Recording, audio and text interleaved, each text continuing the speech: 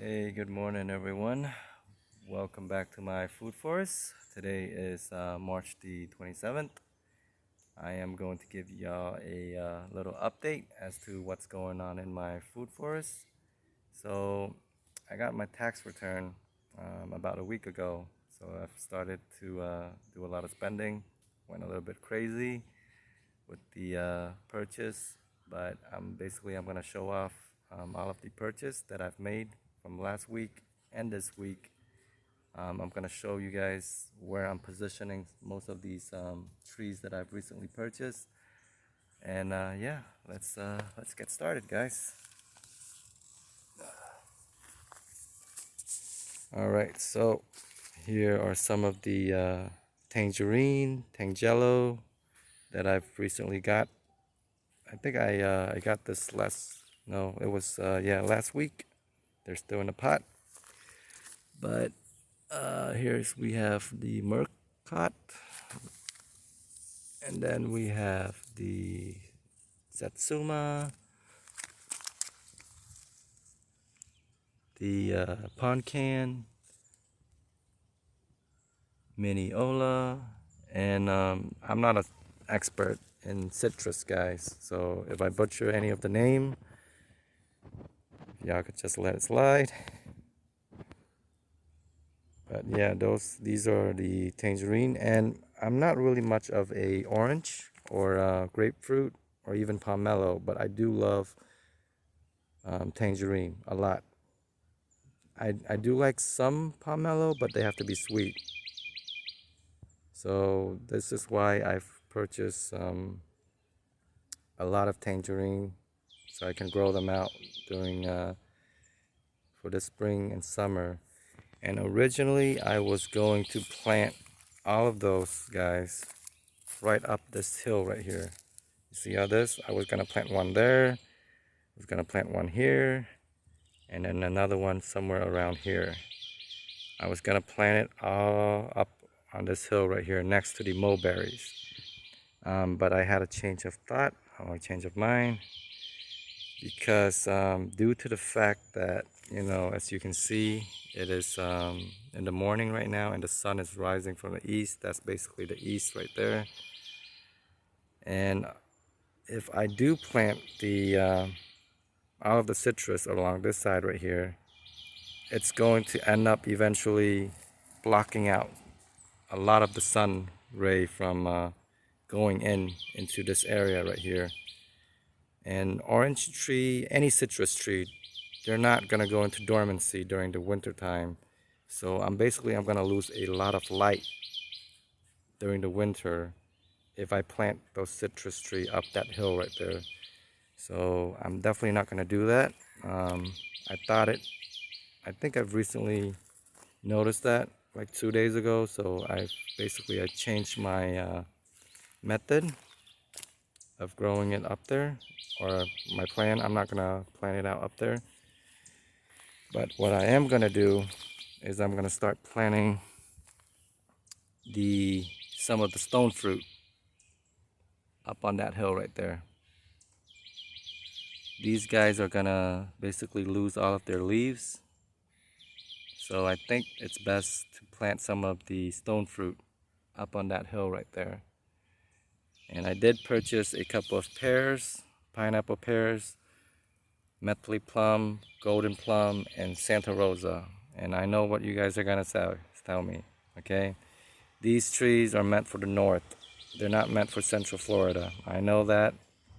It's just that some of these varieties, I've been looking them up, and I've noticed that some of these guys, they only require 150 hours chill hour, 150 chill hours. And I did saw a couple of YouTube video of people actually growing this in the Central Florida region, and they were able to fruit it. The pineapple pears and the Methley pear. The Methley plum. So these three right here, I know they're gonna be able to fruit. So I'm gonna try it out. Basically, this is what I've seen around the Central Florida region through YouTube, of course. they were able to get fruit from them. So I'm gonna try it out too. I'm just gonna join them, and you know, it's just for a little experimentation to see if I can get fruit. If I do, great. If I don't, that's okay. But yeah, that's some of the recent purchase that I've gotten. Moving along, let me see if I can update you guys on some more stuff.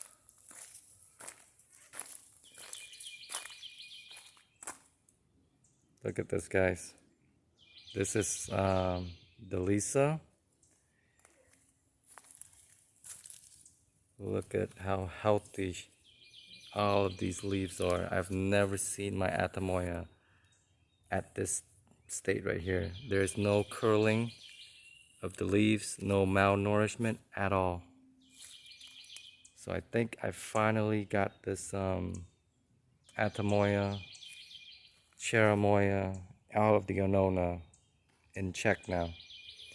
And I think the main reason why I failed the first year was because I put it into the ground next to these big oak tree right over here. So the big oak tree was basically taking all of the nutrient from the Atamoya. But ever since I put them in the container, they have been thriving and are doing a lot more better because you know, all of the nutrient is there and ready and available for them. So they are thriving in a container, guys. And moving forward, I think I'm just gonna grow all of my Annonas in containers. It works, you know, differently for everyone. Everyone else could potentially do better in planting it in the ground. But as for me, this is what I find to be more successful at growing Atamoya in a container, guys. Yeah, you see how the leaves are just so much better compared to last year. Last year it was just all curled up. It was just dying. But this year, look at how beautiful this leaf is.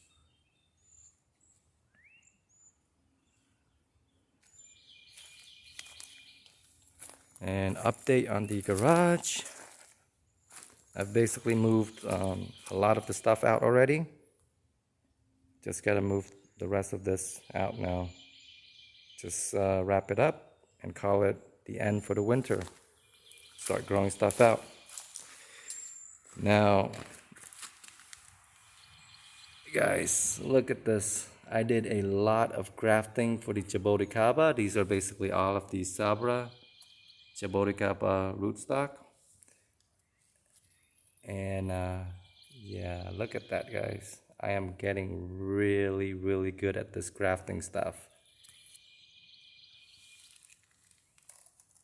So I basically grafted Grimmel and red Jaboticaba.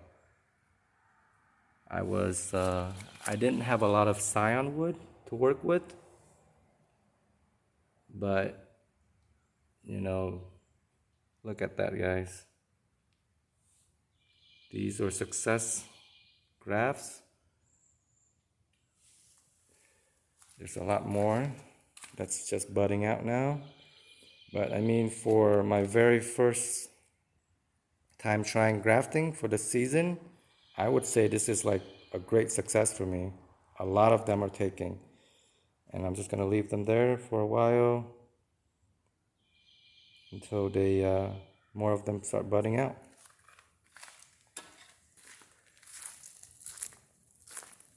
Right. That's the long neck Russell. It's doing well now. I plucked off a lot of the flower buds so that I can concentrate on growing. But yeah, this is the avocado right here, long neck Russell.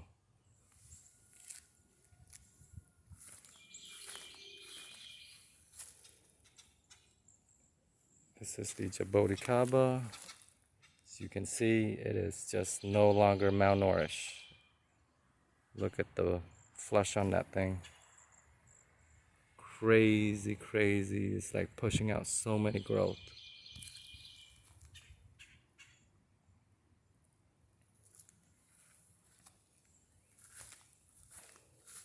Sang Persimmon.